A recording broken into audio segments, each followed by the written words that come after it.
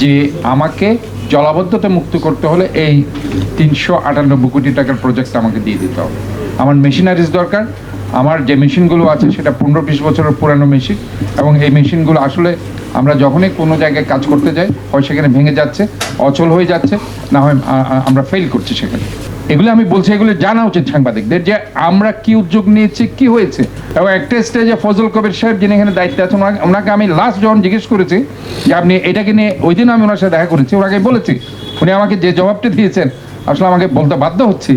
উনি বলছে আগে জলাবদ্ধতা কতটুকু কমে আমরা দেখি, সামনে বর্ষাকাল, তারপর আপনার এটা হবে।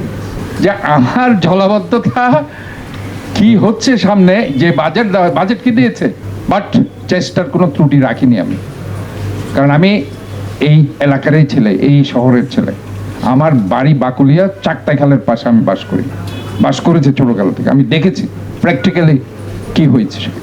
আমি অনেক সাংবাদিককে বলেছি আপনারা এটা ফার্স্ট পেজে লিড নিউজ করেন যে 300 কোটি টাকার এখনো যন্ত্রপাতি দেওয়া হয়নি। সিটি কর্পোরেশন গত 15-16 বছরের একদম নষ্ট হয়ে গেছে। এখানে কমপ্লিটলি এমন অবস্থা হয়েছে যে সমস্ত গাড়িগুলো নষ্ট হয়ে পড়ে আছে। সেখানে ইকুইপমেন্টসগুলো আমরা এখন আস্তে আস্তে ঠিক করছি।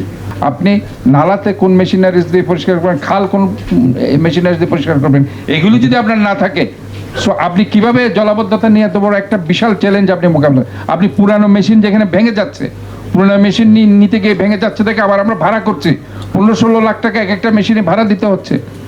সে বাজেট আপনি ঢাকাতে দেন, চট্টগ্রাম শহর আপনি দিতে চান না কেন? Why not?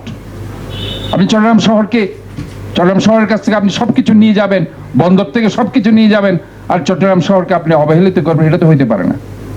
তারপরেও আমি বলছি ইনশাল্লাহ জলাবদ্ধতা নিয়ে আমরা কাজ করেছি।